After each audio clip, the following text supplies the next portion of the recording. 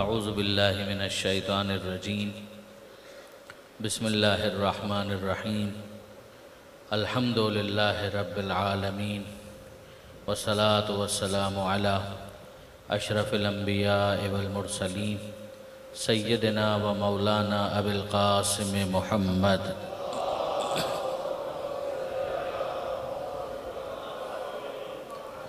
وأهل بيته الطيبين الطاهرين المعصومين المظلومين المنتجبين المنتخبين الميامين لا سيما على الإمام المنتظر والحجة الثاني عشر الذين أذهب الله عنهم الرجس وطهرهم تطهيرا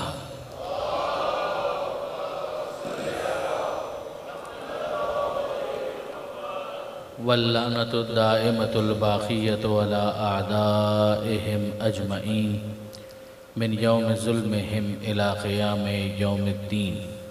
اللهم إنا نرغب إليك في دولة كريمة تعز بها الإسلام وأهله وتذل بها النفاق وأهله وتجعلنا فيها من الدعاة إلى طاعتك والقادة إلى سبيلك وترزقنا بها كرامة الدنيا والآخرة. رب اشرح لي صدري ويسر لي أمري واحلل عقدة من لساني يفقه قولي واجعلني خالصا لوجهك الكريم يا الله. صلوات على محمد.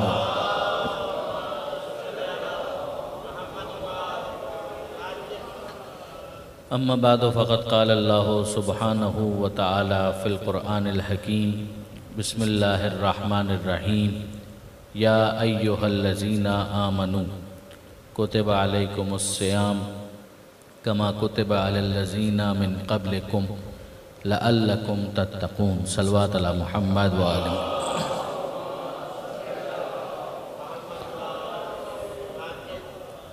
برادران عزیز وقاران محترم، ایصال ثواب کی مناسبت سے سب سے پہلے میں پروردگار عالم کی بارگاہ میں دعا مانگتا ہوں کہ خدا مرحومہ کے درجات کو بلند فرمائے، ان کی نیکیوں کو بطریقہ احسن اپنی بارگاہ میں قبول فرمائے، پسماندگان کو صبر جمیل عطا فرمائے. اور میری طرف سے بھی تعزیت، پروردگار عالم مرحومہ کے تمام لواحقین کو اس صدمے کو جھیلنے کی توفیق عطا فرمائے. برادران عزیز، ایصال ثواب کی اس مجلس سے استفادہ کرتے ہوئے چونکہ بالکل ماہ رمضان اب قریب آتا جا رہا ہے، اور یہ طریقہ کار ہم نے کئی سالوں سے بنا لیا کہ جب ماہ رمضان سے قریب کے زمانے میں جو بھی مجلسیں ہوتی ہیں پھر اس میں موضوع بھی اسی کو رکھا جاتا ہے. جو آیت میں نے آپ کے سامنے تلاوت کرنے کا شرف حاصل کیا، یہ وہ آیت ہے کہ جسے آپ ابھی بار بار سنیں گے. ماہ رمضان کے آغاز میں اور شعبان کے اختتام پر بارہا اس آیت کی تلاوت کی جائے گی اور اس کے پیغام کی طرف متوجہ کیا جائے گا. ارشاد پروردگار ہوتا ہے کہ یا ایہا الذین آمنو، اے ایمان لانے والوں، کتب علیکم الصیام، تم پر روزوں کو لکھ دیا گیا، فرض کر دیا گیا، واجب کر دیا گیا. کما کتب علی الذین من قبلکم، جیسے تم سے پہلے والوں پر بھی اس ذمہ داری کو رکھا گیا تھا. ہدف کیا ہے، مقصد کیا ہے، ٹارگٹ کیا ہے؟ شاید تم متقی بن جاؤ، لعلکم تتقون، شاید تمہارے اندر تقوی آ جائے.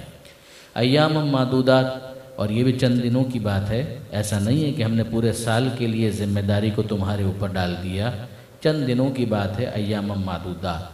اس میں بھی اگر تم میں سے کوئی مریض ہے یا سفر میں ہے، فعدۃ من ایام اخر، تو ہم اس سے یہ نہیں کہیں گے کہ وہ پھر مرض کے باوجود، سفر کے باوجود اس ذمہ داری کو ادا کرے، بلکہ اس گنتی کو پھر وہ بعد میں پورا کر لے. یہ اگر آپ اس پوری آیت کے انداز کو دیکھیں اور پھر پروردگار عالم کے بارے میں تصور کریں، خدا کون ہے؟ خالق ہے، مالک ہے، رازق ہے. وہ پروردگار پیدا کرنے والا ہے، قدرت اس کی ہے، علی کل شیء قدیر ہے، اور وہ یہ انداز اختیار کر رہا ہے. ایک لفظ ہمارے معاشرے کے اندر مستعمل ہے، استعمال ہوتا ہے، اور وہ بڑے منفی معنی میں استعمال ہوتا ہے، آمر، ڈکٹیٹر. ڈکٹیٹر کا کام ہوتا ہے ڈکٹیٹ کرنا، آمر کا کام ہوتا ہے آمریت کا اظہار کرنا. ظاہر ہے کہ انسانوں میں سے کوئی شخص اگر بلا کسی استحقاق کے آمر بن جائے تو یہ قابل مذمت بات ہے. ہمارے معاشرے میں اسی بنیاد کے اوپر اس کی مذمت کی جاتی ہے، اس کو کنڈیم کیا جاتا ہے کہ تمہارے پاس اختیار کیا تھا کہ تم آمر بن کر ہم پر مسلط ہو گئے، تمہارے پاس رائٹ کیا تھا کہ تم ڈکٹیٹر بن گئے۔ بات سمجھ میں بھی آتی ہے۔ امیر المومنین حضرت علی ابن ابی طالب علیہ السلام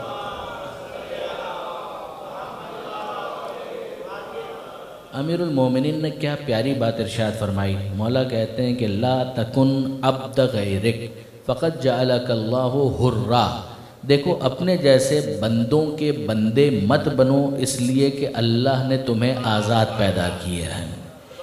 اب اگر آپ غور کیجئے، یہ حریت کا پیغام علی کے کلام میں نظر آتا ہے کہ بندوں کی نسبت سے بندگی تمہارے شایان شان نہیں ہے، جس طرح سے وہ بندہ ہے اسی طرح سے تم بندے ہو، تو کوئی وجہ ہونی چاہیے کہ تم اس کی بات کو قبول کرو، ورنہ آئسولیشن کے اندر اس کے پاس کیا ایسا امتیاز موجود ہے کہ وہ تم پر مسلط ہو جائے۔ بات سمجھ میں آتی ہے کہ آمریت کا کسی انسان کو کیا حق ہو سکتا ہے اپنی ذاتی کیپیسٹی کے اندر، اپنی انفرادی حیثیت کے اندر اس کو کیا یہ فوقیت حاصل ہے؟ ہاں کوئی رشتہ آ جائے، کوئی حوالہ آ جائے کہ بھئی ماں یہ کہے اولاد سے کہ میں تمہاری ماں ہوں اس لیے میری بات مانو، سمجھ میں آتی ہے بات۔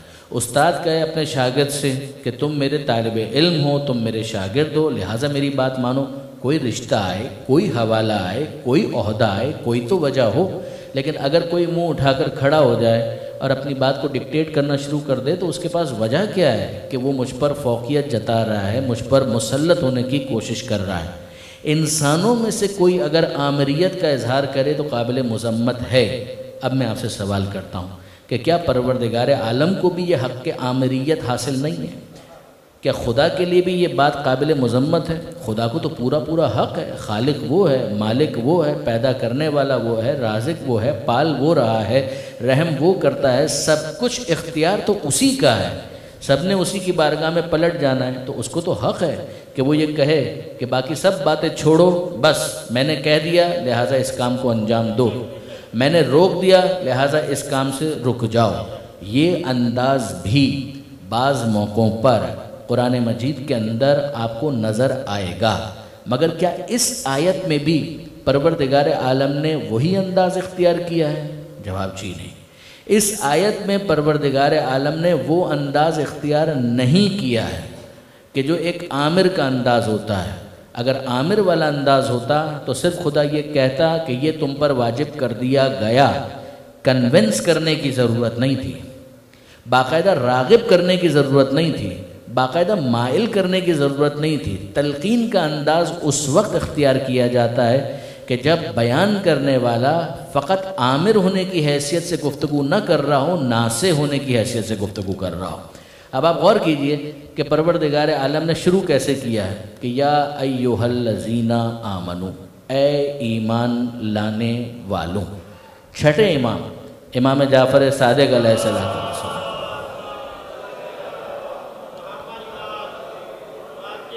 چھٹے امام یہ ارشاد فرماتے ہیں کہ لذت و ما فی النداء ازالہ، کہ یہ جو اللہ نے پکارا ہے اس پکارنے کے انداز میں وہ لذت موجود ہے کہ عبادت کی زحمت ختم ہو کر رہ گئی۔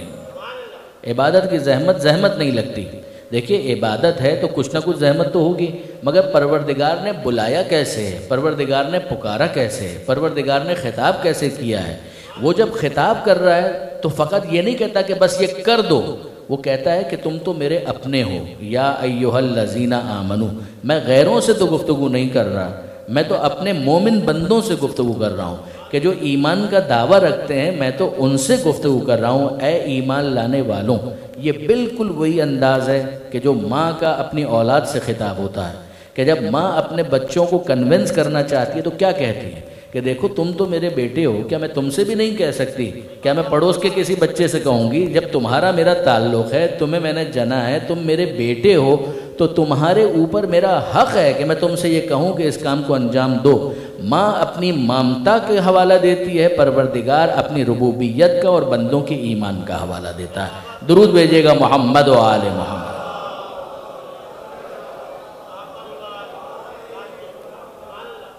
کتب علیکم الصیام، اے ایمان لانے والوں، میں غیروں سے مخاطب نہیں ہوں، میں مشرکین سے مخاطب نہیں ہوں، میں کافروں سے مخاطب نہیں ہوں، میں تو ان سے خطاب کر رہا ہوں کہ جو صاحبان ایمان ہیں، جو میرے اپنے بن چکے ہیں، کم سے کم ان کا دعویٰ یہ ہے۔ کتب علیکم الصیام، دیکھو تم پر اس ذمہ داری کو رکھا گیا ہے، مگر کیا تم زمین پر پہلے ہو کہ جس کے اوپر یہ ذمہ داری ڈالی گئی ہے؟ یہ پھر دوسرا انداز ہے راغب کرنے کا، تلقین کرنے کا، متوجہ کرنے کا، کہ تم سے پہلے بھی افراد گزر چکے ہیں کہ جن پر ہم نے اس ذمہ داری کو رکھا تھا اور انہوں نے اس ذمہ داری کو انجام دیا۔ آپ اپنے بیمار بچے کو لے جائیے، خدا نہ کرے کہ وہ بیمار ہو، لیکن اگر بیمار ہو جائے تو آپ اس کو لے جائیے۔ اسپتال آپ لے کر گئے اور ڈاکٹر نے لکھ دیا کہ اس کو انجیکشن لگایا جائے گا، اور وہ بچہ ہے 7 سال کا، 8 سال کا، گھبرا رہا ہے، اچھا سوئی لگائی جائے گی، تو سوئی کا تصور ہی انسان کو بے چین کر دیتا ہے۔ بچہ ہے، خاص طور پر 7 سال 8 سال کا بچہ، ماں تو اس کی نفسیات کو سمجھ رہی ہے کہ یہ بچہ پریشان ہے، تو پہلے اس کو کہاں لے جائے گی؟ ڈائریکٹ اسے اس نرس کے آگے، کمپاؤنڈر کے آگے کھڑا نہیں کر دے گی کہ ہاں ٹھیک ہے آپ سوئی لگا دیجئے یا انجیکشن لگا دیجئے۔ وہ پہلے اس اثر کو ڈائلیوٹ کرنے کے لیے، اس احساس کو کم کرنے کے لیے، یہ کہ انہونی چیز ہونے جا رہی ہے، وہ پہلے اس کو دکھائے گی۔ کیا ہوا؟ انجیکشن کا ہی کہا ہے نا، ذرا دیکھو اس کونے میں تمہیں نظر آ رہا ہے، وہ 4 سال کا بچہ، اس کو بھی انجیکشن لگ رہا ہے۔ اس کو دیکھو، یہ 3 سال کا بچہ ہے، اس کو بھی انجیکشن لگ رہا ہے۔ جب یہ 3 سال کا بچہ انجیکشن لگوا سکتا ہے، یہ 4 سال کا بچہ انجیکشن لگوا سکتا ہے، تو پھر میرا بیٹا تو 8 سال کا ہے، یہ نہیں لگوا سکتا۔ جیسے ہی وہ بچہ ان مناظر کو دیکھتا ہے یا تصور میں لے کر آتا ہے، اس کا احساس، وہ جو بے چینی، وہ جو اس کے اندر ایک فرسٹریشن تھا، وہ ڈائلیوٹ ہونا شروع ہو جاتا ہے۔ وہ ہمت محسوس کرتا ہے کہ ہاں جب یہ کر سکتا ہے، وہ کر سکتا ہے، تو میں کیوں نہیں کر سکتا، اور اس کے لیے اس زحمت کو فیس کرنا آسان ہو جاتا ہے۔ بالکل وہی انداز پروردگار عالم نے یہاں پر بھی اختیار کیا کہ دیکھو زمین پر تم کوئی پہلے نہیں ہو کہ جس کے اوپر روزے کو واجب کیا گیا، تم سے پہلے دیگر امتوں پر بھی ذمہ داری کو رکھا گیا تھا۔ جب وہ کمتر ہوتے ہوئے اس ذمہ داری کو ادا کر سکتے ہیں تو تم خیر الامم ہو کر، محمد مصطفیٰ کی امت میں ہو کر اس ذمہ داری کو کیوں ادا نہیں کر سکتے؟ درود بھیجے گا محمد و آل محمد۔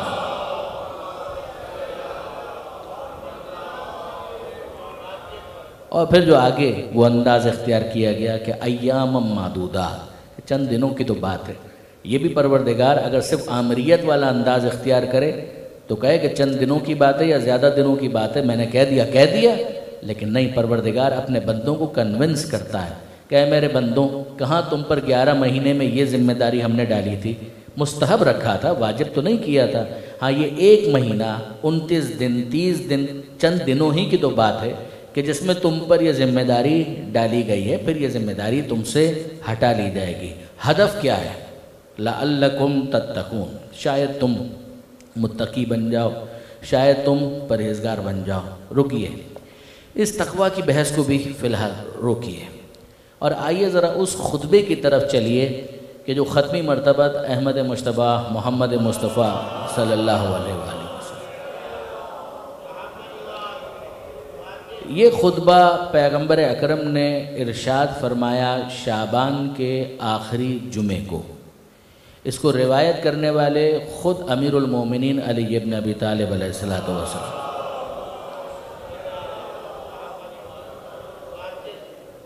آج سے شاید 15 سال یا 17 سال پہلے جب پہلی مرتبہ میں نے اس خطبے کی سند کو دیکھنے کے لیے کتابیں کھولی تھیں، تو کئی کتابیں جو بھی میرے ایکسس میں تھی، مدرسے کی لائبریری کے اندر تھی، وہ ساری کتابیں میں نے کھولی اور میں نے دیکھنا چاہا کہ کن کن کتابوں کے اندر یہ خطبہ موجود ہے۔ واپس جانا ہے ہمیں اسی لعلکم تتقون پر۔ یہ خطبہ شعبانیہ حدیث کی ہماری تقریباً تمام کتابوں کے اندر موجود ہے، 19-20 کے فرق کے ساتھ۔ یعنی میں عرض یہ کرنا چاہ رہا ہوں کہ الکافی کے اندر، فروع کافی میں شیخ کلینی نے اس خطبے کو نقل کیا، ملا یعذر الفقی کے اندر، استبصار کے اندر، تہذیب میں شیخ صدوق شیخ توسی نے ان خطبوں کو، اس خطبے کو نقل کیا۔ پھر ظاہر ہے کہ آگے شیخ حر عاملی وسائل الشیعہ کے اندر انہوں نے نقل کیا۔ مستدرک الوسائل کے اندر شیخ نوری تبرسی انہوں نے نقل کیا. پھر اس کے بعد بحر الانوار کے اندر علامہ مجلسی نے تھوڑے فرق کے ساتھ انہوں نے بھی نقل کیا اس خطبے کو. اور اگر آپ آسان سا ریفرنس آپ کے ہر ایک کے گھر میں مفاتیح الجنان موجود ہے، تفصیل کے ساتھ شیخ عباس قمی علیہ رحمہ نے اس خطبے کو نقل کیا. اس خطبے کے اندر پیغمبر اکرم پھر واپس زبان وحی یعنی پروردگار عالم کی بات کی ترجمانی کرنی ہے. وَمَا يَنْطِقُ عَنِ الْهَوَىٰ إِنْ هُوَ إِلَّا وَحْيٌ يُوحَىٰ. وہ نبی جو اپنی مرضی سے بولتا ہی نہیں ہے، جو وحی کی صورت میں نازل ہوتا ہے وہی اس کی زبان سے لفظوں کی صورت میں ادا ہو جاتا ہے.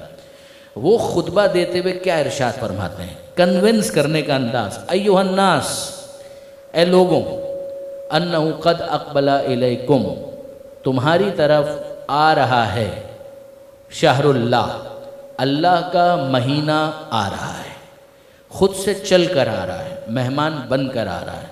علامہ ذیشان حیدر جوادی علی اللہ مقامہ، کیا خوبصورت بات وہ ارشاد فرمایا کرتے تھے کہ آنے کو کہتے ہیں اقبال، اور جو آتا ہے اس کو کیسے ریسیو کیا جاتا ہے اس کو کہتے ہیں استقبال.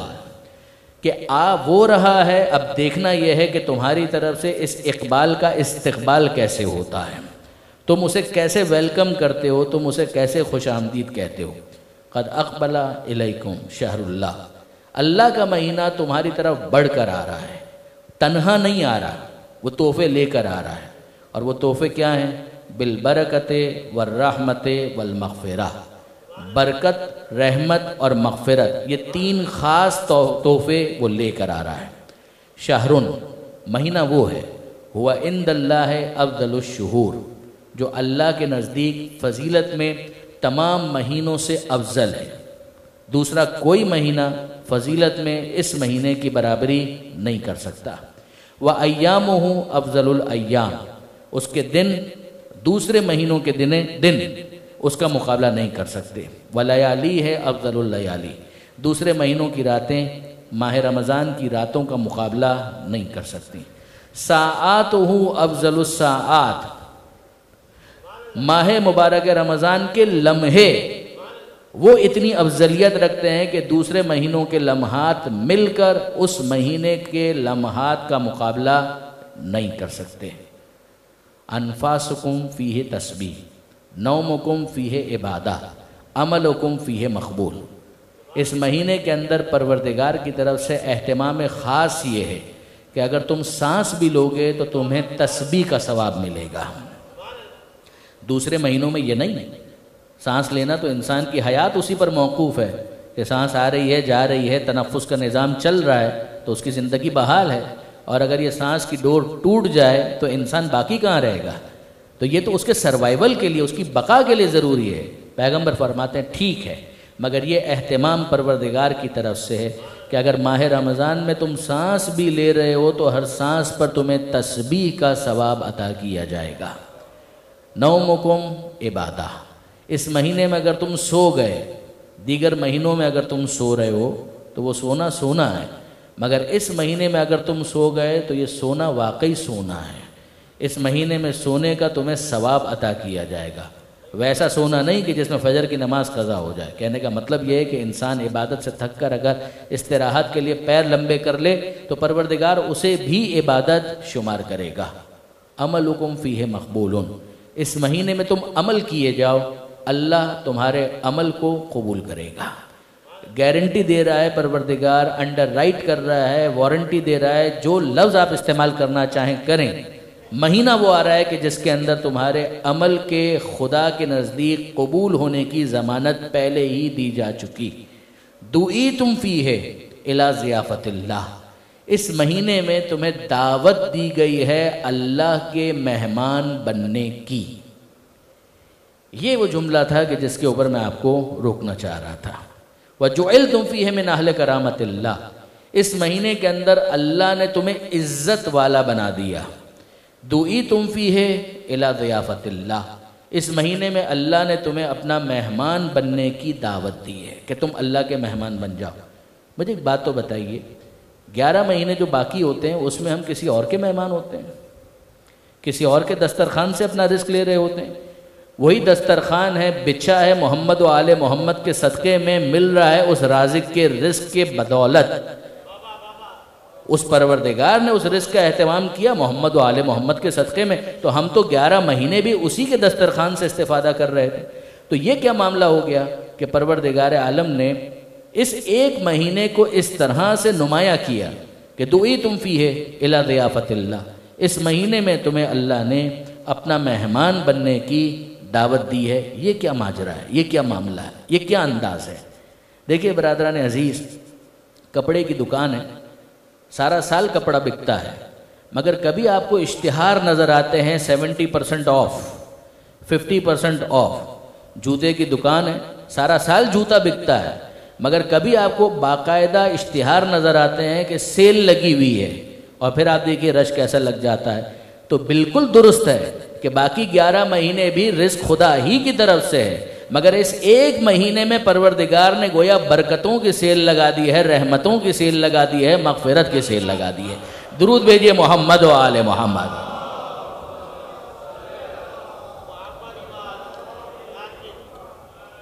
اور یہ وہ موقع ہے کہ جہاں پر میرے نوجوان دوستوں کو حق ہے کہ وہ سوال کریں، یعنی کیونکہ خود میں جب ٹین ایج میں تھا تو اس طرح کے سوال کیا کرتا تھا، لہٰذا میں اپنے نوجوان دوستوں کو یہ حق دیتا ہوں کہ وہ سوال کریں۔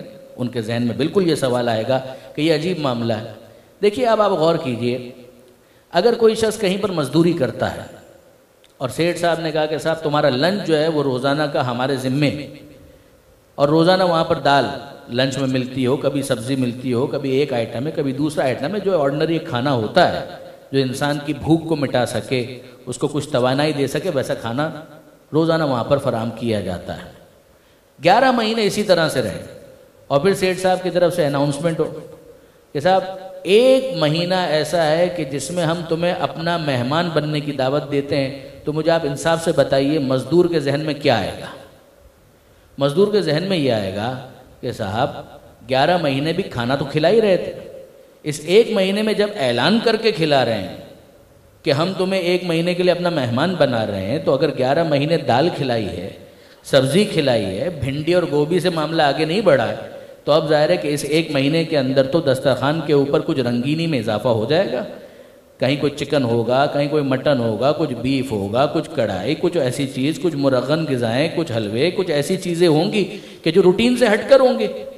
لیکن اگر آپ وہاں پر پہنچے وہ مزدور کہ جس نے 11 مہینے دال بھی کھائی ہے، سبزی بھی کھائی ہے، کھانا کھا رہا ہے، اور جب اعلان ہوا کہ بھئی آج تو ہم نے اہتمام خاص کیا ہے، اور وہ وہاں پر پہنچے اور پوچھے کہ صاحب دسترخوان کہاں پر ہے، تو اسے کہا جائے کہ تمہیں مہمان بنایا ہے، اس کا یہ مطلب تھوڑی ہے کہ کھانا بھی کھلایا جائے گا، کھانا وانا کچھ نہیں ہے، بس تم مہمان ہو۔ تو آپ مجھے بتائیے کہ وہ مزدور کس طرح سے ریئیکٹ کرے گا؟ اگر آپ لوگ بھی عجیب ہیں، 11 مہینے تک جب ایک عمومی اہتمام تھا تو دسترخوان بچھا ہوا تھا، کھانا چنا ہوا تھا، اور آج جب اعلان کیا ہے تو دسترخوان بڑھا دیا ہے، دسترخوان کے اوپر کچھ بھی موجود نہیں ہے۔ جتنی حیرت اس مزدور کو ہونی چاہیے، اس سے زیادہ حیرت ایک بندہ مومن کو ہونی چاہیے کہ اے پروردگار 11 مہینے تک تو نے ہی کھلایا، بے شک تو رازق ہے، مگر اے مالک یہ کچھ سمجھ میں نہیں آیا کہ تیرا حبیب کہہ رہا ہے دعیتم فیہ الی ضیافت اللہ۔ 11 مہینے کے لیے یہ اعلان نہیں ہوا تھا کہ تمہیں مہمان بنایا جا رہا ہے، اس ایک مہینے کے لیے یہ اعلان ہوا کہ تمہیں مہمان بنایا جا رہا ہے، اور یہ عجیب انداز میزبانی ہے کہ یہ پہلا اناؤنسمنٹ ہی یہ آیا کہ صبح سے لے کر مغرب تک تمہیں کھانا کھانے کی اجازت نہیں ہے، پانی پینے کی اجازت نہیں ہے۔ کیا اس کا کوئی حل ہے؟ اس کو ریکنسائل آپ کیسے کریں گے؟ یہ میزبانی کا انداز عجیب ہے۔ لیکن برادران عزیز، یہیں پر وہ لعلکم تتقون ہماری مدد کرتا ہے کہ پروردگار کیا سمجھانا چاہ رہا ہے۔ پروردگار عالم یہی سمجھانا چاہ رہا ہے، بے شک 11 مہینے بھی تم میرے مہمان تھے، اور اس مہینے میں اہتمام خاص کے ساتھ تم میرے مہمان ہو، مگر تم اپنے طریقے پر خود غور کرو، تم اپنے مہمان کے لیے کیا کرنا چاہتے ہو؟ اگر کوئی تمہارے گھر پر مہمان بن کر آ جائے، تم کیا کرو گے؟ جو تمہارے بس میں ہوگا تم کرو گے، جتنی غذائیں تمہارے لیے ممکن ہوگی تم بچھا دو گے، پیش کر دو گے، چن دو گے، جتنے میٹھے تمہارے لیے ممکن ہوں گے تم ان کے لیے ارینج کر دو گے، گاجر کا حلوہ بھی لے آؤ، کسٹرڈ بھی لے آؤ، کھیر بھی لے آؤ، یہ بھی لے آؤ، وہ بھی لے آؤ۔ کیوں؟ اس لیے کہ مہمان بنایا ہے۔ لیکن اگر آپ کو پتہ چل جائے، بہت توجہ کیجئے گا، اگر آپ کو پتہ چل جائے کہ جو آپ کا مہمان ہے اس کو ڈائبٹیز ہے، کیا پھر بھی آپ اس کی میزبانی کرتے ہوئے حلوے اس کے سامنے رکھیں گے؟ آپ کہیں گے یہ مہمان مجھے بہت عزیز ہے، میں چاہتا ہوں کہ اسے حلوے بھی کھلاؤں، مگر مسئلہ یہ ہے کہ یہ تو شوگر پیشنٹ ہے، اگر میں نے اس کو حلوہ کھلایا اپنی میزبانی کا بھرم رکھنے کے لیے تو یہ مہمان باقی نہیں رہے گا، اس کا جسم تحمل نہیں کر سکے گا، اس کا جسم برداشت نہیں کر سکے گا۔ آپ کو پتا چلے کہ آپ کا مہمان جو ہے پہلے ہی اس کو 2 مرتبہ ہارٹ اٹیک ہو چکا ہے، اب آپ اس کے سامنے کیا مرغن غذائیں لا کر رکھیں گے کہ بھئی میری میزبانی کا بھرم باقی رہے، لہٰذا میں اپنے مہمان کو مرغن غذائیں کھلاؤں گا، کٹا کٹ بھی کھلاؤں گا اور کڑھائی بھی کھلاؤں گا اور یہ بھی کھلاؤں گا اور اصلی گھی بھی اس کے اندر پیش کر دوں گا، سب کچھ کیوں؟ تاکہ میری میزبانی کا بھرم باقی رہے۔ آپ کہیں گے کہ نہیں، جب میں اپنے مہمان کا اچھا چاہتا ہوں، بھلا چاہتا ہوں اور مجھے پتا ہے کہ میرا مہمان بیمار ہے تو غذا کا انتظام بعد میں ہوگا، دوا کا اہتمام پہلے ہوگا۔ پہلے دوا کا اہتمام کیا جائے، حلووں سے پہلے انسولین کا انتظام کیا جائے گا۔ اگر وہ ہارٹ پیشنٹ ہے تو جو اس کی ضرورت کی دوائیں ہیں پہلے ان کا انتظام کیا جائے گا کہ کہیں اس کے جسم کو نقصان نہ پہنچے۔ یہی پروردگار نے کہا 11 مہینے بھی تم میرے مہمان ہو، کھانا کھلایا، مگر یاد رکھو اس 1 مہینے میں جس طرح سے جسم کے بیمار ہونے پر میزبان مینیو تبدیل کر دیتا ہے، روح کی بیماری کی صورت میں تقویٰ کا ڈوز ضروری ہے، لہٰذا یہ اہتمام پہلے ہوگا کہ تمہاری روح پاک و پاکیزہ ہو جائے، روح کی طہارت کا انتظام پہلے ہوگا، غذاؤں کا انتظام بعد میں ہوگا۔ درود بھیجئے محمد و آل محمد۔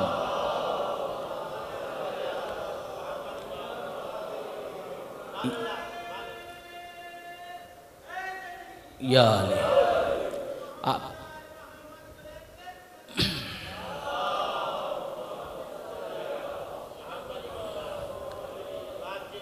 لعلکم تتقون، شاید تم متقی بن جاؤ، شاید۔ چند دنوں کی بات ہے، یہ اسی لیے تو کہنا پڑ رہا ہے۔ اگر وہی سب کچھ ہوتا ہے کہ جو مزاج کے موافق ہے تو پھر پروردگار کو کنونس کرنے کی ضرورت کیا تھی؟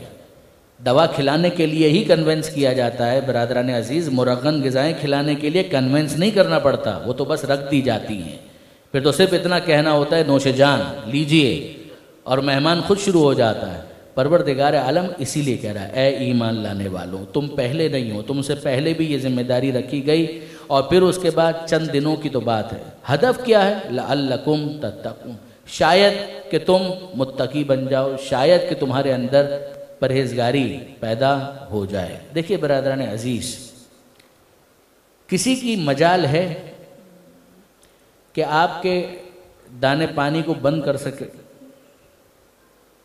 میں بالکل اگر غیر پارلیمانی جملہ استعمال کروں کہ اہل زبان نہ ہونے کا یہ ایج مجھے ہمیشہ حاصل رہا ہے کہ کسی مائے کے لال کی یہ ہمت ہے کہ آپ پر یہ پابندی لگا دے کہ پانی نہیں پی سکتے، روٹی نہیں کھا سکتے۔ کسی کی مجال ہے، کسی کی ہمت ہے؟ کون یہ کام کر سکتا ہے؟ اگر دوسرا کوئی مہینہ ہو اور آپ کچھ کھانا چاہتے ہیں، میں آپ کا ہاتھ پکڑ لوں، آپ میرا ہاتھ جھٹک دیں گے کہ آپ کو یہ حق کس نے دیا کہ آپ میرے پانی پینے کے اوپر پابندی لگا دیں، آپ میرے روٹی کھانے کے اوپر پابندی لگا دیں؟ یہ غذائیں حلال ہیں، آپ مجھے کیسے روک سکتے ہیں؟ بات بالکل درست ہے، بالکل صحیح ہے۔ تو پھر یہ 1 مہینہ جو ماہ رمضان کا ہے اس میں آپ کیوں رک گئے؟ کیا یہ پانی حلال نہیں ہے؟ تو حلال تو ہے۔ کیا یہ روٹی حلال نہیں ہے؟ یہ روٹی حلال تو ہے۔ یہ گوشت جو آپ کھا رہے ہیں کیا یہ حلال نہیں ہے؟ یہ سبزی جو آپ کھا رہے ہیں کیا یہ حلال نہیں ہے؟ پھر آپ رک کیوں گئے؟ اذان صبح سے مغرب تک رک کیوں گئے؟ ہر ایک کا جواب ایک ہی ہوگا کہ میرے پروردگار نے مجھ سے یہ کہا ہے کہ اس 1 مہینے اذان صبح سے لے کر مغرب تک میں نہ روٹی کھا سکتا ہوں نہ پانی پی سکتا ہوں۔ بس سبحان اللہ، کیا یہ روٹی حرام ہے؟ کہا کہ نہیں حلال ہے۔ کیا یہ پانی حرام ہے؟ کہا نہیں پانی حلال ہے۔ حلال ہونے کے باوجود کہا 1 مہینے کے لیے میرے پروردگار نے یہ پابندی لگا دی ہے کہ میں اذان صبح سے لے کر مغرب تک حلال روٹی بھی نہیں کھا سکتا، حلال مشروب سے بھی استفادہ نہیں کر سکتا۔ آپ نے غور کیا برادران عزیز کہ پروردگار عالم نے کیا پیغام دیا؟ پروردگار نے آپ کو اور مجھے اپنی طاقت کا احساس دلایا ہے کہ تمہارے اندر کتنی طاقت موجود ہے کہ کرنے پر آؤ تو تم یہ بھی کر سکتے ہو کہ 1 مہینے تک حرام نہیں، حلال پانی کو بھی خدا کے کہنے پر چھوڑ سکتے ہو، حلال روٹی کو بھی خدا کے کہنے پر چھوڑ سکتے ہو. بس خدا سمجھانا یہ چاہتا ہے کہ اے میرے بندوں ذرا اپنی طاقت کا احساس کرو. جس خدا کے کہنے پر 1 مہینے تک تم نے حلال روٹی کو چھوڑ دیا, حلال پانی کو چھوڑ دیا, کیا باقی 11 مہینے اسی خدا کے کہنے پر حرام سے اپنے آپ کو نہیں بچا سکتے؟ تم اپنی طاقت کا اندازہ کرو. جب تم پانی کو 1 مہینے چھوڑ سکتے ہو تو 11 مہینے شراب کو نہیں چھوڑ سکتے. جب تم نے 1 مہینے تک روٹی کو چھوڑ دیا تو کیا باقی 11 مہینے تم لحم حرام کو, حرام غذاؤں کو ترک نہیں کر سکتے؟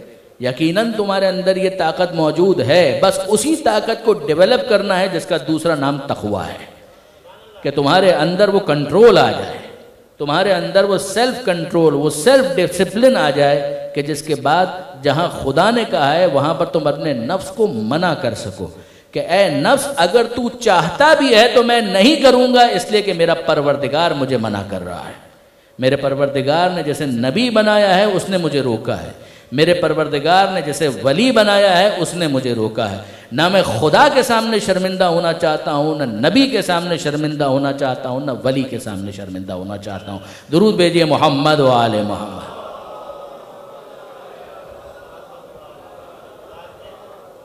اب برادران عزیز غور فرمائیے گا. حضرت علامہ سید علی نقی نقن صاحب علی اللہ مقامہ, انہوں نے بہت پیاری بات اپنی کتاب نظام زندگی کے اندر لکھی. اتفاق سے آج کا دن ان کی برسی کا دن بھی ہے انگریزی تاریخ کے حساب سے. انہوں نے بہت پیاری بات لکھی نظام زندگی میں. کانٹیکسٹ کیا ہے؟ بھوک پیاس, بھوک پیاس, بھوک پیاس. کیا احساس دلانا چاہتا ہے پروردگار؟ چھٹے امام نے ایک بات بیان کی. اب یہ سارے معروضات نظام زندگی سے. امام یہ فرماتے ہیں کہ پروردگار یہ چاہتا ہے کہ اس مہینے میں پیسے والوں کو بھوکا رکھے, پیاسا رکھے. غریب تو باقی 11 مہینے بھی تقریباً بھوکا پیاسا ہی ہے. اس کا معاملہ تو تقریباً 19-20 کے فرق کے ساتھ ایسا ہی ہے. مل گیا تو کھا لے گا, نہیں ملا تو بھوکا رہے گا, مل گیا تو پی لے گا, نہیں ملا تو پیاسا رہے گا. تو پروردگار کیا چاہتا ہے؟ کہ پروردگار چاہتا ہی ہے لِيَسْتَوِيَ بِهِ الْغَنِيُّ وَالْفَقِيرُ, کہ اس 1 مہینے کی بھوک اور پیاس کے ذریعے سے خدا امیر اور غریب کو کچھ برابر کر دینا چاہتا ہے. ورنہ تو پیسے والے کے لیے بس پیسہ خرچ کرنا ہے, نوٹ پھینکنا ہے, جو چاہیے اس کے سامنے پیش کر دیا جائے گا. خدا یہ چاہتا ہے اس امیر کو بھی احساس ہو کہ جب بھوک لگتی ہے تو آنتیں کس طرح سے ریئیکٹ کرتی ہیں, اس کا کچھ احساس اس کو پتہ چلے کہ بھوک میں غریب کے پیٹ میں کیا قیامت ہو رہی ہے, اسے اندازہ ہو. پیاس لگے تو اسے پتہ چلے کہ غریب کے فاقے کس طرح سے ہوتے ہیں. پیاس کے موقع پر اس کے بچوں کی کیا تڑپ ہوتی ہے, کیا کیفیت ہوتی ہے, کہ اس کو پتہ چلے. پروردگار یہ چاہتا ہے. اس کے نتیجے میں وہ انفاق پر مائل ہوگا, وہ سخاوت کا مظاہرہ کرے گا, وہ اپنے جیب کے وزن کو کچھ ہلکا کرنے کی کوشش کرے گا. پروردگار یہ چاہتا ہے اس کو احساس دلایا جائے. بہت ٹھیک ہے, بہت ٹھیک ہے. دیکھیے برادران عزیز, خلیل جبران, علامہ سید علی نقی صاحب کوٹ کرتے ہیں اس کو, عرب کا مشہور انشاء پرداز. اس نے ایک جگہ لکھا کہ بھائی میں جا رہا تھا, راستے میں مجھے ایک شخص نظر آیا کہ جو پیٹ پکڑ کر چلا رہا تھا, ہائے درد, ہائے درد, ہائے درد. میں نے پوچھا بھائی کیا ہوا, کیوں چلا رہے ہو, یہ درد کا اتنا واویلا کیوں؟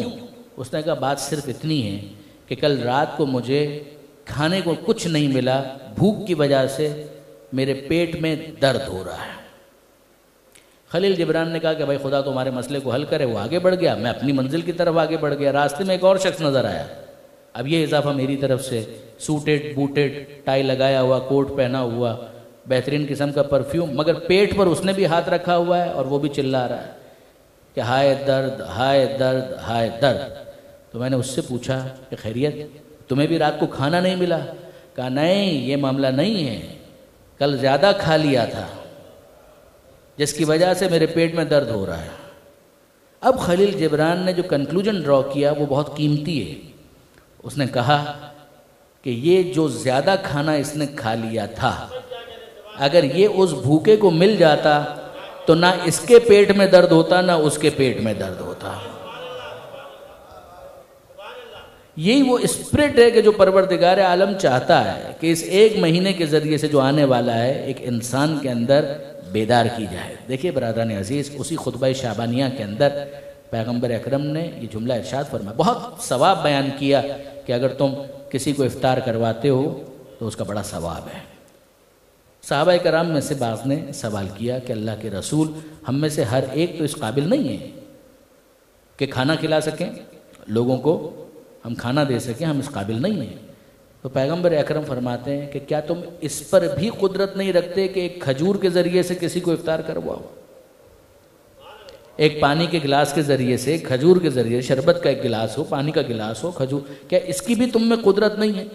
پیغمبر فرماتے ہیں اگر اس سے زیادہ کی طاقت تم میں نہیں ہے تو وہی سارا ثواب اتنا کرنے پر بھی خدا تمہیں عطا کرے گا، مگر کوشش کرو کہ تمہارا ہاتھ دینے والا ہو، لینے والا نہ ہو۔ اس اسپرٹ کو تو اندر اپنے پیدا کرو۔ اب دیکھیے برادران عزیز، پیغمبر اکرم کا یہ کہنا ایک تو اس بات کو کلیریفائی کرتا ہے کہ اگر تمہارے پاس گنجائش زیادہ ہے تو پھر صرف پانی کا گلاس پلانے اور کھجور کا ایک ٹکڑا دینے سے وہ ثواب حاصل نہیں ہوگا۔ ہاں، اگر تمہارے پاس گنجائش ہی نہیں ہے تو لا یکلف اللہ نفسا الا وسعہا، خدا کسی کو اس کی گنجائش سے زیادہ تکلیف نہیں دیتا، بات سمجھ میں آتی ہے۔ لیکن اگر گنجائش زیادہ ہے تو پھر کھجور کا ٹکڑا خالی دینے سے وہ ثواب حاصل نہیں ہوگا۔ اس موقع پر میں بہت مناسب سمجھتا ہوں، اور جیسا کہ میں نے عرض کیا کہ یہ تقریباً ہر سال کا دستور بن گیا ہے کہ ان مجلسوں کے اندر جو شعبان کے آخری عشرے میں ہوتی ہے اس بات کے اوپر ہم بات کرتے ہیں، اور وہ یہ، اسی شہر کراچی کے اندر آپ میں سے وہ احباب مجھے نظر آ رہے ہیں کہ جو سوشل ورک کے اندر مصروف رہتے ہیں، آپ ان سے پوچھ سکتے ہیں۔ میں کہیں دنیا کے کسی اور علاقے کی بات نہیں کر رہا، میں ایتھوپیا کی بات نہیں کر رہا، میں افریقہ کے اندر کسی ایسی جگہ کی بات نہیں کر رہا کہ جہاں پر قحط آیا ہوا ہے، میں پاکستان کے کسی ایسے گاؤں کی بات نہیں کر رہا، میں تھر کی بات نہیں کر رہا، میں شہر کراچی کی بات کر رہا ہوں۔ کراچی کے محلوں کے اندر ایسے غریب محلے موجود ہیں برادران عزیز کہ جب ہم لوگ آپ میں سے اکثر افطار کے موقع پر رنگین دسترخوان اپنی آنکھوں کے سامنے دیکھ رہے ہوں گے، میں آپ کو پورے اطمینان کے ساتھ کہتا ہوں کہ ایسے افراد ہیں کراچی کے اندر مومنین کہ جن کے پاس کھانے کے لیے شاید وہ کھجور بھی موجود نہ ہو۔ ایک انسان صرف اگر اپنے رنگین دسترخوان کو دیکھ کر قانع ہو جائے اور خوش ہو جائے، پروردگار آپ کے دسترخوان کو سلامت رکھے، پروردگار آپ کے رزق کے اندر اور زیادہ اضافہ کرے۔ میں قطعاً یہ نہیں کہہ رہا کہ حلال رزق اگر حاصل کیا ہے تو اسے استفادہ نہیں کیا جا سکتا، کریں یقیناً، اما بنعمت ربک فحدث، کہ پروردگار پسند کرتا ہے کہ اگر نعمت دی ہے تو تمہاری زندگی کے اندر اس نعمت کو نظر آنا چاہیے۔ انسان کو بخیل نہیں ہونا چاہیے، کنجوس نہیں ہونا چاہیے، مگر یہ نہ ہو کہ انسان کا اپنا دسترخوان تو وسیع بھی ہو، رنگین بھی ہو، اور دوسری طرف اسی شہر کے اندر دیگر محلوں کے اندر ایسے مومنین، وہ بھی لا الہ الا اللہ کہنے والے، محمد الرسول اللہ کہنے والے، علی ولی اللہ کہنے والے، 12 اماموں کا نام لینے والے، اور پھر ان کی کیفیت یہ ہو کہ ان کے گھروں کے اندر فاقے ہو، وہ بڑی مشکل سے اپنے روزوں کا انتظام کر پا رہے ہوں۔ یہ واقعاً ڈوب مرنے کا مقام ہے اس شہر کے رہنے والوں کے لیے کہ جہاں پر انہی کے ہم عقیدہ افراد، ویسے تو آپ ذہن میں رکھیے گا کہ جہاں تک بھوک کا معاملہ ہے پروردگار عالم نے عقیدوں سے بالاتر ہو کر بات کی ہے۔ بھوکا بھوکا ہے، جب تک اس کے پیٹ میں روٹی نہیں جائے گی آپ کیا اس کو دین کا پیغام دیں گے؟ ایصال ثواب کے حوالے سے بھی ان چیزوں کو مد نظر رکھنے کی ضرورت ہے۔ بے شک عام مومنین کو آپ کھلائیے، رشتہ داروں کو کھلائیے، کوئی حرج نہیں، میں یہ نہیں کہہ رہا کہ یہ حرام ہو گیا، مگر اس میں تو کوئی شک اور شبہ نہیں ہو سکتا کہ جتنا ثواب ان افراد کو کھلانے میں ملے گا کہ جن کے پیٹ میں روٹی نہیں ہے، اتنا ثواب کسی اور چیز کے اندر نہیں ملنے والا۔ پروردگار عالم نے قرآن مجید کے اندر ویسے بھی روزے سے ہٹ کر بھی اس بات پر بہت زیادہ زور دیا ہے، بھوکوں کو کھانا کھلاؤ، بھوکوں کو کھانا کھلاؤ، بھوکوں کو کھانا کھلاؤ۔ دیکھیں برادران عزیز، فلسفیانہ باتیں آپ کرتے رہیے، میرا تو کام ہے الحمدللہ کتابیں دیکھنا، تو میں پڑھ کے جانتا ہوں کیا کیا باتیں کی گئی ہیں، کس کس طریقے سے سوسائٹی کو اپلفٹ کرنے کی باتیں کی، یہ سب باتیں اپنی جگہ پر، مگر مجھے آپ انصاف سے بتائیے کہ جس کے گھر میں فاقے ہے اس کو آپ کیا دین سکھائیں گے، اس کو کیا آپ تعلیم دیں گے، اس کو کیا آپ دوسری چیز بتائیں گے؟ جہاں پر کھانے کے لیے روٹی موجود نہ ہو، وہاں تو پہلا کام یہ ہے کہ اس کی جو امیڈیٹ ریکوائرمنٹ ہے، جو بیسک نیسیسٹی ہے، جو ضروریات ہے، اس کو تو ایڈریس کرو۔ کہ جب اس کے سامنے روٹی آئے گی پھر اس کے پیٹ میں جب وہ روٹی جائے گی تو اس کے کان کام کریں گے کہ آپ بول کیا آ رہے ہیں، ورنہ کہاں وہ کوئی پیغام سن پائے گا۔ وہ کسی بھی عقیدے کا اگر بھوکا ہے تو بہرحال اس کی بھوک کو ختم ہونا چاہیے۔ یہ وہ جہاد ہے کہ جو قرآن مجید کے اندر آپ تقریباً ہر دوسرے تیسرے سورے کے اندر یہ پیغام لکھا ہوا دیکھیں گے، ہر دوسرے تیسرے پارے کے اندر، ہر دوسرے تیسرے بڑے سورے کے اندر آپ کو یہ پیغام نظر آئے گا کہ یا تو خود کھلاؤ، اور اگر نہیں کھلا سکتے تو جو کھلا سکتے ہیں ان کو راغب کرو، انہیں کنونس کرو کہ مرد میدان بنو، آؤ میدان کے اندر۔ یہ وہ سوشل ورک ہے جو واقعاً کرنے والا ہے۔ تو اب بس برادران عزیز آخری منزل پر کہ ماہ رمضان کے روزوں کے ذریعے سے بھوک کا احساس کرو، پیاس کا احساس کرو۔ اس بھوک کے ذریعے سے وَاذْكُرُوا جُوعَكُمْ وَعَطَشَكُمْ جُوعَ يَوْمِ الْقِيَامَةِ وَعَطَشَ يَوْمِ الْقِيَامَةِ۔ یہاں کی بھوک کے ذریعے سے قیامت کی بھوک کا احساس کرو، یہاں کی پیاس کے ذریعے سے قیامت کی پیاس کا احساس کرو کہ جب یہ بھوک ہے اور اس میں تمہارا یہ حال ہے تو وہاں پر کیا ہوگا۔ وہاں کی بھوک کے لیے غذا کا انتظام یہیں پر کرنا پڑے گا، وہاں کی پیاس کے لیے پانی کا انتظام یہیں پر کرنا پڑے گا۔ تو ایک، قیامت کی بھوک کو یاد کرو، قیامت کی پیاس کو یاد کرو۔ نمبر 2، غریبوں کی بھوک کو یاد کرو، غریبوں کی پیاس کو یاد کرو۔ نمبر 3، روزے کی بھوک اور روزے کی پیاس کے ذریعے سے کربلا والوں کی بھوک کو یاد کرو، کربلا والوں کی پیاس کو یاد کرو۔ دیکھیے برادران عزیز، کون ہے جو یہ بتائے گا کہ کربلا والوں کی پیاس کی کیا کیفیت تھی؟ سید سجاد سے زیادہ کس کے لیے مناسب ہے کہ وہ اس موضوع پہ لب کشائی کرے؟ کون بتا سکتا ہے کہ علی اصغر کی پیاس کی کیا کیفیت تھی؟ کون بتا سکتا ہے کہ سکینہ کی پیاس کی کیا کیفیت تھی؟ کون بتا سکتا ہے کہ کس طرح سے اپنی پیاس کا حوالہ دے کر سکینہ نے عباس کو مشق دے کر میدان کی طرف جانے کے لیے راہ ہموار کی؟ کون بتا سکتا ہے؟ سید سجاد سے زیادہ کون بتا سکتا ہے کہ میدان سے جب علی اکبر آئے تھے لڑتے ہوئے اور اپنے بابا کو مخاطب کیا تھا کہ بابا آپ نے میری جنگ دیکھی؟ کہا کہ ہاں بیٹا، کیا کہنا، بہت عمدہ، بہت خوب، مرحبا۔ کہا بس بابا تھوڑا سا پانی اگر مل جائے تو آپ دیکھیں گے کہ میدان کا نقشہ ہی بدل جائے گا۔ اور حسین ابن علی جو ساقی کوثر کا فرزند ہے، اس موقع پر یہ کہے کہ بیٹا جاؤ، تمہارے جد تمہیں کوثر کے جام سے سیراب کریں گے۔ پیاس کی کیا کیفیت تھی اس موقع پر، یہ سید سجاد سے زیادہ کوئی نہیں جانتا۔ اور یہی وجہ ہے کہ جب ماہ رمضان آتا اور روزے کے بعد افطار کا موقع آتا تھا اور افطار کا سامان سید سجاد کے سامنے رکھا جاتا تو سید سجاد اس افطار کے سامان کو دیکھ کر چیخ مار کر رونے لگتے تھے، گریہ کرنے لگتے تھے۔ اور کوئی پوچھتا مولا یہ بتائیے میں نے کون سا ایسا کام کر دیا؟ مولا آپ نے روزہ رکھا ہے، افطار کا وقت آ گیا، مولا میں نے کچھ پانی آپ کے سامنے لا کر رکھ دیا، کچھ روٹی آپ کے سامنے لا کر رکھ دی، آپ اس کو تناول کیجئے، افطار کیجئے، آپ گریہ کیوں کر رہے ہیں؟ اور سید سجاد کہتے ہیں بھائی تیرا قصور نہیں ہے، مگر یہ تو چند گھنٹے کی پیاس ہے کہ جس کے بعد پانی بھی آ گیا اور کھانا بھی آ گیا۔ میں کربلا والوں کی بھوک اور پیاس کو کیسے فراموش کر دوں کہ وہاں تو سب پیاسے ذبح کر دیے گئے، وہاں تو سب پیاسے شہید کر دیے گئے۔ اور اب سید سجاد کی کیفیت یہ ہے کہ کبھی اگر بازار کی طرف نکلتے ہیں تو بازار میں موجود قصاب کٹے ہوئے جانوروں کے اوپر پردے ڈال دیتے ہیں، کپڑا ڈال دیتے ہیں۔ ان کو معلوم ہے کہ اگر سید سجاد نے اس کٹے ہوئے جانور کو دیکھا تو ایک سوال کریں گے کہ جس کا جواب دینا بہت بھاری ہے، بہت مشکل ہے۔ اور واقعاً ایسا ہی ہوا کہ ایک قصاب کپڑا نہ ڈال سکا، کٹا ہوا جانور نظر آیا اور سید سجاد نے ایک سوال کیا، اے قصاب اتنا بتا دیں، اس جانور کو پانی پلا کر ذبح کیا تھا یا پیاسا ذبح کیا تھا؟